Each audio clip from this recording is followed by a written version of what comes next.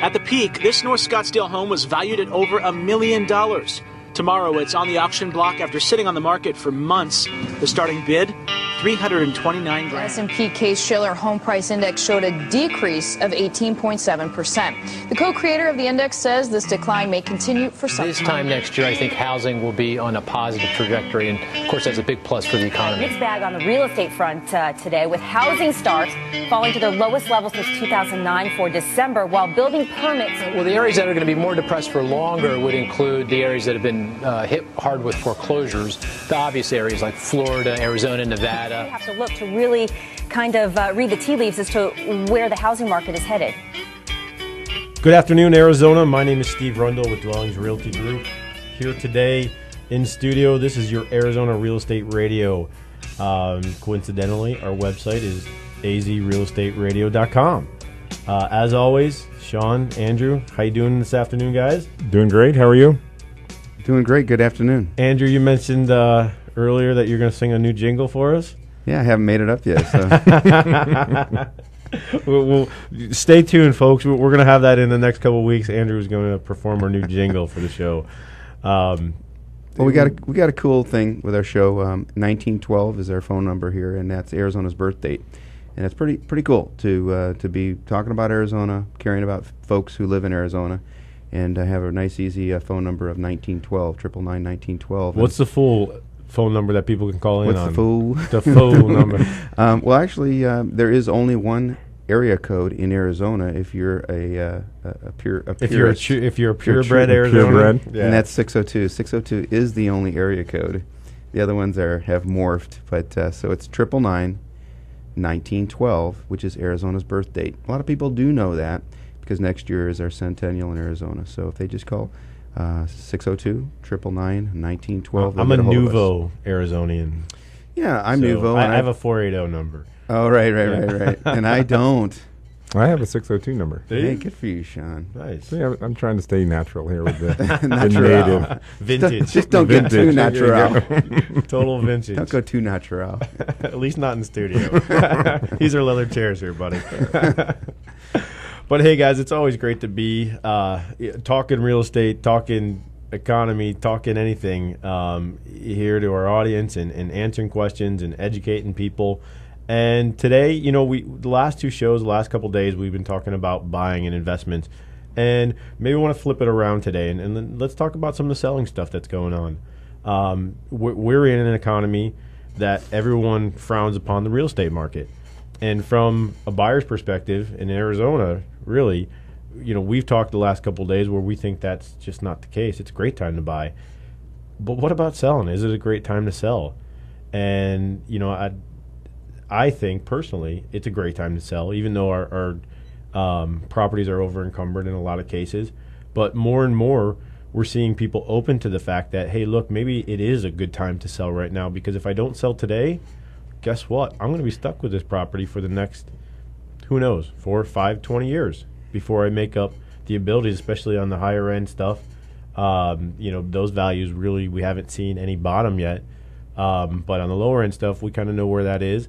So if you're thinking about selling, let's figure out if now is the best time and what that impact is going to be from a credit perspective, Sean. That's always important, and people always want to know, hey, that's one of the first, how's my credit going to be affected if I sell and I have to short sale? And then the second question that always comes about is going right to lending. When can I lend again? Always that cart before the horse. Hey, I want to short sell my house. How's it going to affect my credit? And then when can I buy again?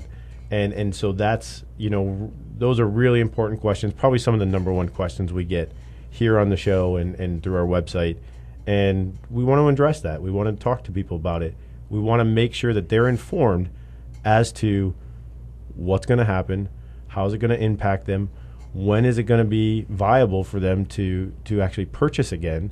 Because as you know, everyone's going to want to take advantage of these great rates that we've been talking about, and everyone's going to want to take advantage of some of Andrew's great programs, his 0% downs, and it's on people's minds. And so, any thoughts on this? What do you think, Andrew? What's realistic? I think the Band-Aid analogy is really good right now. I heard tear about it off quick. Yep. Exactly. If people own a home right now and they're 50,000 to 100,000 or more upside down, it will obviously be many, many, many years with the way that we're going right now. Sure. Until they get back to even. And are they okay? Number one is, are they okay with that?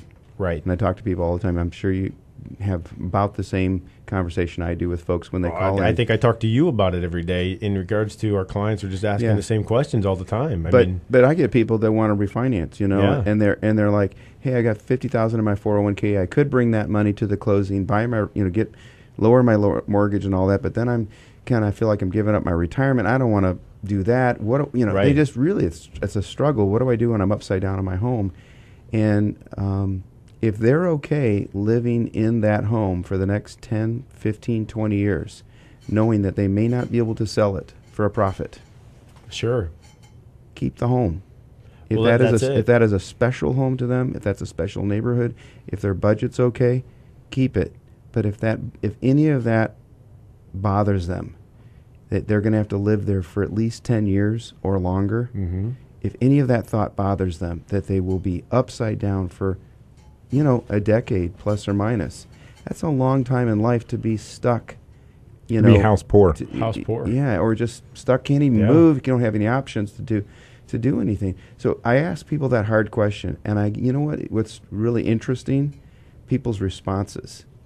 A lot of people they're taken back. A lot of people are taken back because people do not ask that question.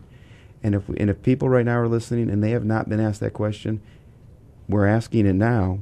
How do you feel for the next 10, 12, 15, 20 years being tied to that property, knowing you can't sell it? Is that painful at all? If it is, you should probably talk about it. Well, and it's not even, it's a valid question that a lot of people have, but I even think it goes deeper than that, because it's not just, hey, we're not going to get your money back in this house for 10, 15 years. It's also, but if you can't sell or don't want to sell, what are your other options? Okay, well, let's talk about the Band-Aid. The Band-Aid, there was a real estate broker about 3 or 4 years ago. I had some investment properties, and I talked to him, and he says, what I'm telling my clients is just rip the Band-Aid off now. Sure. And he said that about 4 years ago, which I wish I had listened back then. He said, rip the Band-Aid off. This was right when property values were just starting to come down. And I didn't really understand that. I thought, that doesn't make a lot of sense. Now I understand it. Meaning, who wants to take that Band-Aid off? Those Band-Aids that are stuck on there for 2 or 3, 4 days, and it seems like they get stickier every day. Right. And you've got that wound, and you're like, and you don't even want to take it's more of it's just the pain of ripping it off. There's hairs under there. And all of a sudden, and the best way is sometimes just to do it quick and get it over with. And that's the analogy with real estate right now. If people really don't want to be in that upside down position where they're just delaying the inevitable, right, and not facing it, really the best thought, the best word picture is rip it off, end it, move on, get past, move forward. And how many people have you guys talked to who've done that? Well, I was about to say. Whose lives have been completely changed when they realize life will go on without that monster. But that's not just or the only that option. monster debt. The other and I'm scenario. not saying it's the right thing for everybody, but boy, I tell you what, for those who do it and it is the right thing, boy, do they feel relieved once they've done it and they've let that house go and they build their credit back up again and they start on that track to get ready in life for the next great adventure. We see that a lot because we have to ask those tough questions in the budget. And whenever we're talking about a budget and you're paying for a mortgage that you just can't afford. Bottom line, you can't afford it, plus the groceries, plus the gas, plus the education, whatever you've got going on, in whether it be kids' sports or whatever that may be, it's just not there. So you have to come to that realization. People have a hard time coming to that realization and identifying whether you look at it, do you want to live in the house 10 years from now and still sell it at a loss, or do you want to address the situation, face it now, and then move past that so that you can get into a situation that your budget's more effective and you can really enjoy Arizona's for what it is. Have a life. Well, and that's why I say it's a harder question than when we first look at it, because, take a different spin on it. We go through everything as far as questions are concerned in that property because maybe they don't have to get rid of it. maybe they could sustain it by renting it out and buying something else. And that's where, Andrew, you come in, and as well as you, Sean, too, is, look, maybe it's not your dream home. And yes, it's over encumbered. But Andrew, on the last show, you were talking about let someone else pay for that mortgage.